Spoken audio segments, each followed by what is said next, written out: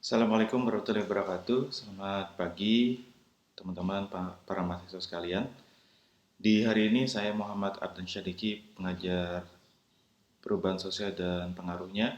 Saya ingin menyampaikan salah satu teori yang menarik untuk kita pahami, yakni tentang teori deprivasi relatif.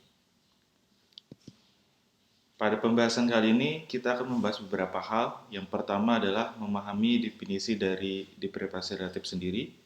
Yang kedua adalah memahami sejarah perkembangan deprivasi relatif. Yang ketiga adalah teori-teori dasar terkait dengan deprivasi relatif. Dan yang terakhir kita menganalisis kaitan antara deprivasi relatif dengan perubahan sosial.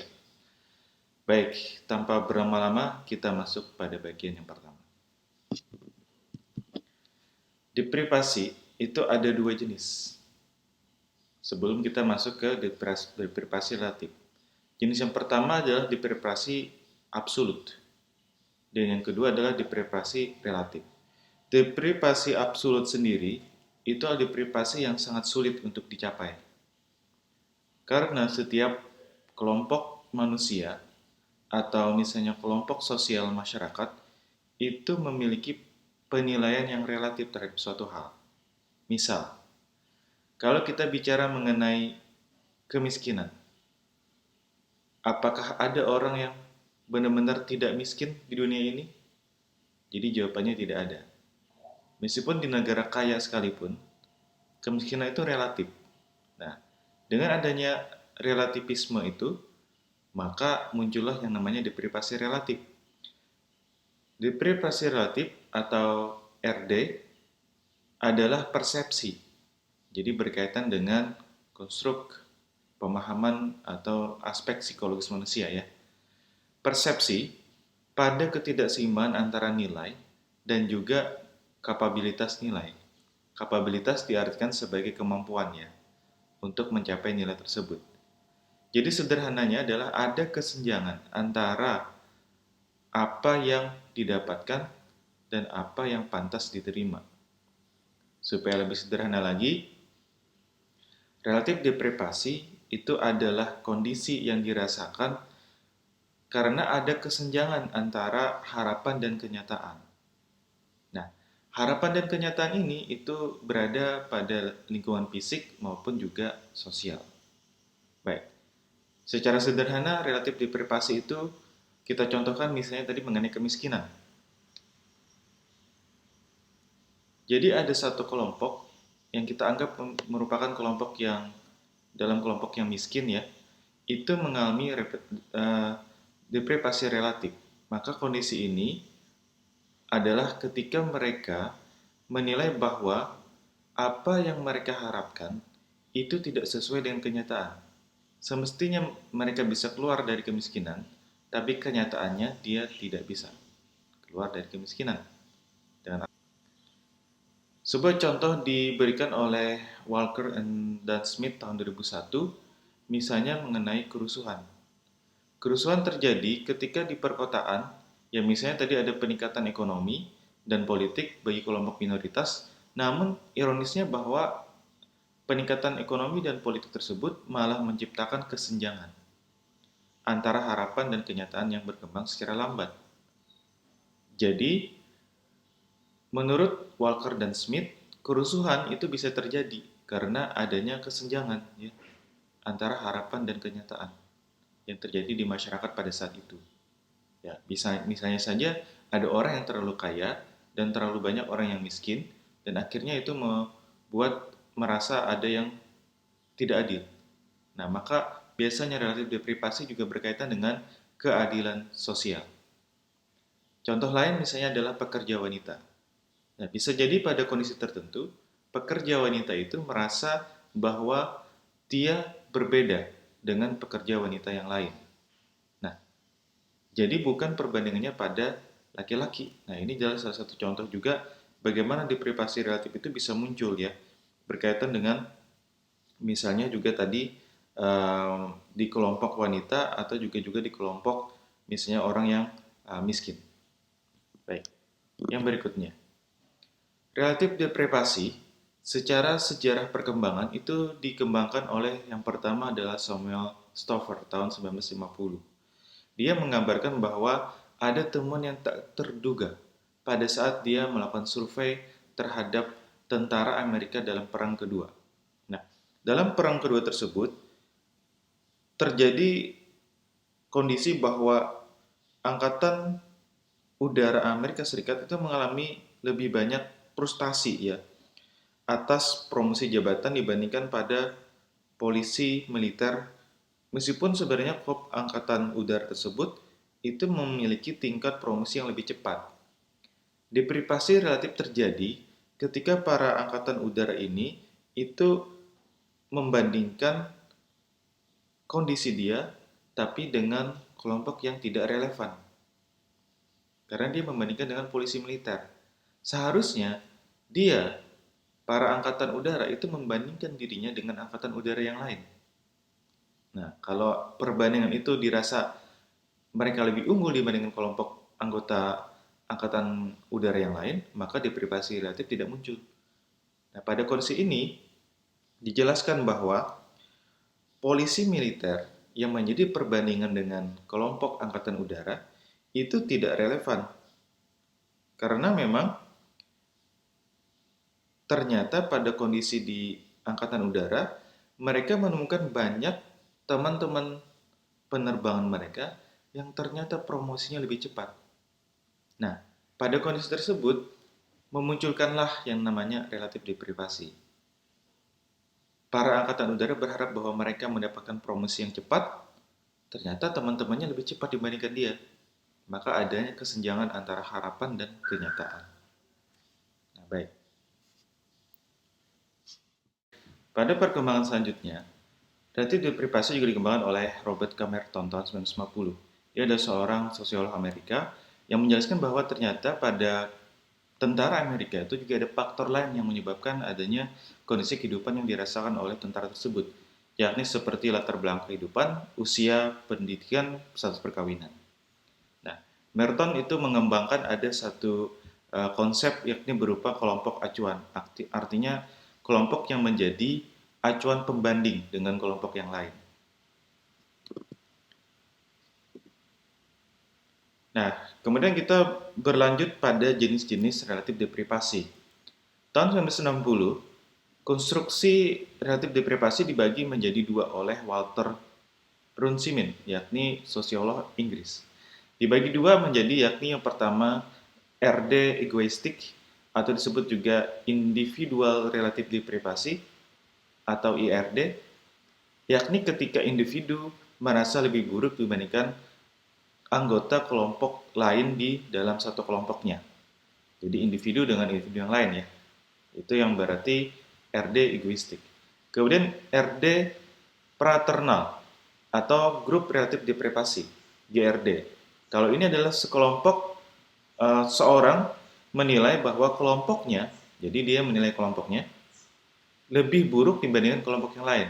Nah, jadi perbedaan antara egoistik dan fraternal itu berada pada levelnya. Kalau egoistik terdapat pada level individual, kalau fraternal terdapat pada level kelompok, perbandingan individual. Ada kondisi ketika satu orang itu merasa adanya deprivasi relatif yang bersifat egoistik dan pranetral itu secara sekaligus. Ini disebut sebagai doubly deprived ya. Jadi kondisi yang mana dia merasakan kedua jenis deprivasi ini.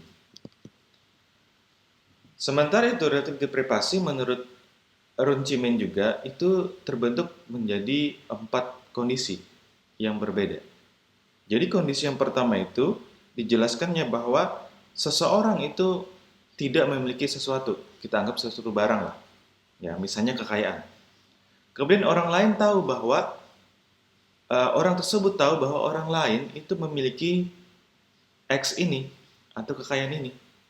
Nah, sementara orang itu atau dia ya, dia memiliki dia ingin sekali memiliki X tersebut atau kekayaan. Nah, maka orang itu percaya bahwa ia memiliki peluang yang masuk akal untuk mendapatkan X tersebut atau kekayaan. Nah, kondisi ini jika terjadi, itu bisa memicu adanya deprivasi relatif. Terkhusus ketika kenyataannya dia tidak bisa mendapatkan misalnya X tadi atau kekayaan. Harapannya tinggi, tapi misalnya kenyataannya tidak demikian. Maka itu menyebabkan adanya deprivasi relatif. Ya baik, kita masuk ke 5 teori dasar dari relatif deprivasi yang dijelaskan oleh 5 tokoh yang berbeda. Yang pertama adalah Aberle. Dia menjelaskan bahwa relatif deprivasi itu bentuk dari kesenjangan antara legitimate expectation dan juga realitas. Legitimate expectation itu seperti adalah grup acuan atau misalnya in-group dan bisa juga diartikan sebagai harapan. Nah, perbandingan individual itu terjadi ketika misalnya muncul keyakinan bahwa diri dia itu lebih buruk dibandingkan anggota kelompoknya yang lain. Nah, itu muncul yang namanya relatif deprivasi. Kalau ini levelnya individual ya, tapi kita tadi sudah belajar bahwa ternyata relatif deprivasi itu ada level individual dan juga level kelompok. Namun, ketika seseorang dalam sebuah kelompok itu merasa bahwa dirinya itu lebih baik dibandingkan anggota kelompok lain, maka tidak muncul yang namanya relatif deprivasi. Yang muncul adalah gratifikasi atau kepuasan. Pada level perbandingan kelompok, meskipun tadi di teori yang lain menyatakan bahwa ada yang namanya relatif deprivasi kelompok atau Pranelta, tapi pada kenyataannya menurut teori Aberle ini, pada kondisi ketika kelompok membandingkan bahwa kelompoknya lebih rendah dibandingkan kelompok lain atau outgroup, maka muncul yang namanya social inferiority. Ya. Sebaliknya, ketika kelompok menilai bahwa kelompoknya lebih baik dibandingkan kelompok lain atau outgroup, maka muncul yang namanya social superiority. Nah, itu perbedaannya ya. Nah, selanjutnya pada teori yang kedua, Runciman tadi kita sudah sedikit mengupas ya bahwa ketika RD itu muncul, maka kondisinya adalah seseorang tidak mempunyai X, dia tahu bahwa orang lain mempunyai X, dia ingin X, tapi dia merasa layak juga ya, bukan tapi dia merasa layak bahwa dia bisa memiliki X. Namun nanti kenyataannya dia tidak bisa, maka muncul yang namanya relatif deprivasi. Nah, tadi kita sudah jelaskan bahwa deprivasi terdiri dari RD egoistik dan juga RD fraternal. Menurut teori Gur, dia menggunakan persamaan teoretik, misalnya seperti yang tertampil di layar, bahwa RD itu sama dengan value expectation dikurang dengan value capability dibagi dengan value expectation. Ada 3 jenis relatif deprivasi menurut Gur. Yang pertama adalah decremental deprivation, terjadi ketika nilai harapan tidak berubah. Ya, nilai harapan tidak berubah atau FE-nya tidak berubah, tapi FC-nya atau kemampuannya menurun. Nah, itu bisa terjadi begitu ya. Misalnya tadi kelompok yang misalnya kita contohkan kelompok yang miskin. Harapannya dia ingin kaya, tapi kemampuannya malah menurun, semakin miskin, maka muncul yang namanya relatif deprivasi. Yang kedua adalah aspirational deprivation. Terjadi ketika kelompok itu kemampuannya tidak berubah, artinya masih miskin, tapi harapannya meningkat. Dia makin berharap menjadi orang kaya gitu. Jadi tidak muncul, tidak bisa mencapai harapan juga ya secara kenyataan, maka muncul namanya juga relatif deprivasi. Yang berikutnya adalah progressive deprivation. Ini terjadi ketika dia semakin miskin, tapi harapannya makin meningkat. Nah, ini makin parah ya. Dia semakin kemampuan kekayaannya menurun, tapi harapannya juga semakin meningkat. Dia semakin ingin menjadi orang kaya. Maka muncul yang namanya relatif deprivasi. Ini menurut teori Gur. Teori Williams. Kesenjangan atau diskrepansi itu muncul karena muncul ketidakseimbangan apa yang dimiliki dan apa yang diinginkan. Jadi RD itu berbeda dengan kekecewaan ya teman-teman ya. Karena kekecewaan itu terjadi tidak dapat mewujudkan harapan ya, bukan keinginan. Karena RD itu muncul karena dia tidak dapat mewujudkan harapan. Kalau kekecewaan itu muncul karena dia tidak bisa meraih keinginan. Nah, RD muncul karena adanya perbandingan sosial dan lebih terjadi karena eh, kondisi kolektif atau bersama-sama dibandingkan individual. Ya. Nah, menurut teori Crosby, RD itu muncul karena adanya kebencian, ketidakadilan, dan kemarahan individu terhadap kelompok yang mendapatkan perbandingan yang tidak menguntungkan. Ya. Nah, jadi individu dan kelompok itu merasa bahwa mereka mendapat sesuatu yang tidak layak, dan ini memicu adanya kebencian, ketidakadilan, dan kemarahan. Crosby itu menambahkan dari 4 kondisi Ron-Siman menjadi 5, yakni dia tidak merasa bersalah sehingga mengakibatkan tidak berhasil memiliki X. Nah, ketika orang tidak merasa bersalah, itu menganggap bahwa dia mengalami pengalaman yang gagal untuk mendapatkan X pada masa lalunya. Ketika dia gagal, dia akan merasa bahwa memiliki merasa kehilangan yang lebih banyak dibandingkan ketika dia tidak uh, ketika dia mencapai keberhasilan, ya. Artinya orang-orang yang pada kondisi kelima ini dia akan merasa bahwa tidak berhasil mendapatkan X. Ketika terus-menerus tidak berhasil mendapatkan X, maka muncul yang namanya relatif deprivasi karena dia merasa kehilangan.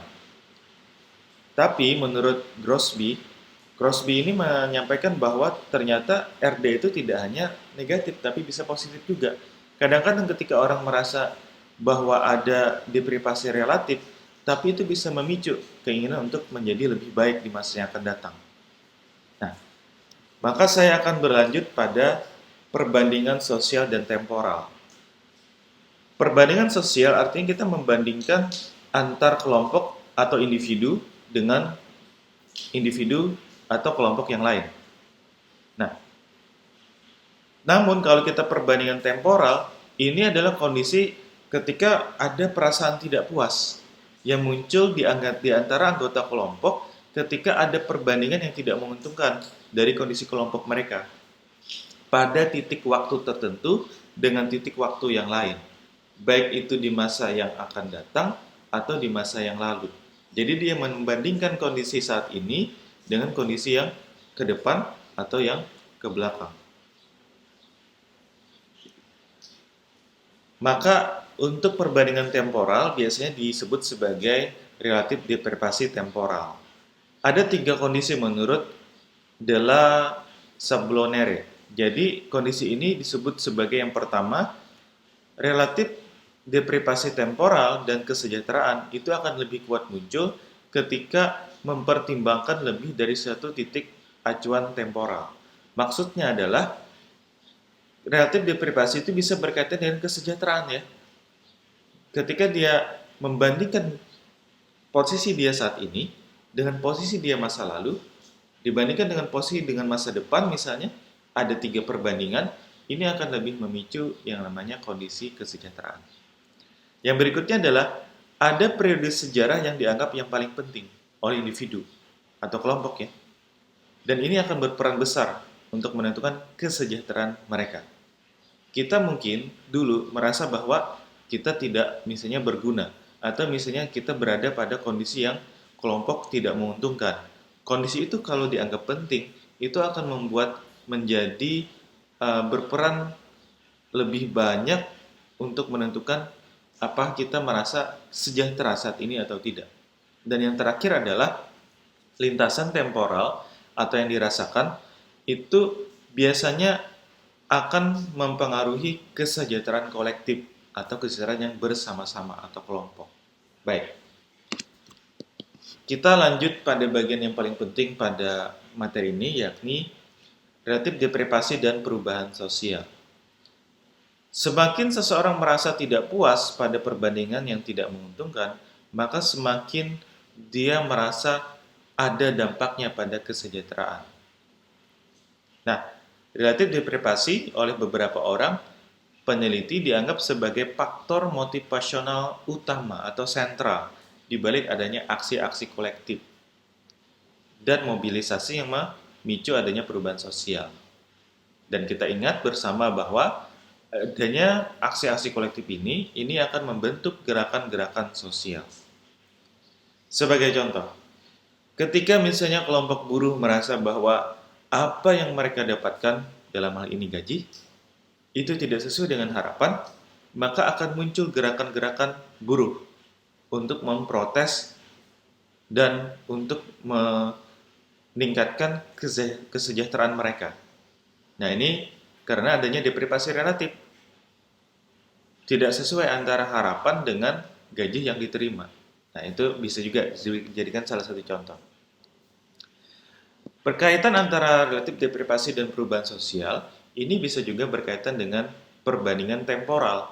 Karena ada kondisi ketika seseorang itu membandingkan kehidupan anggota kelompoknya, tapi berdasarkan lini waktu yang berbeda-beda. Nah, perbandingan sosial antara waktu ke waktu ini juga akan berkaitan dengan nanti kesejahteraan kolektif seperti yang tadi saya jelaskan, kesejahteraan individual, dan bahkan juga sikap antar ras kelompok. Ketika kita membandingkan kelompok kita di kondisi saat ini dengan kondisi yang misalnya di masa lalu, maka kita akan merasa adanya relatif deprivasi, ketidakseimbangan, ketidaksenjangan, atau ketidakadilan antara apa yang kita harapkan dan apa yang kita dapatkan. Nah, maka sekali lagi teman-teman, ini adalah contoh bagaimana relatif deprivasi itu bisa berkaitan dengan perubahan sosial. Maka dengan begitu, materi kita sudah selesai. Terima kasih banyak atas perhatiannya. Selamat belajar. Mudah-mudahan bisa mendapatkan sesuatu yang baru dari presentasi saya hari ini. Terima kasih. Mohon maaf jika ada keliru. Wassalamualaikum warahmatullahi wabarakatuh.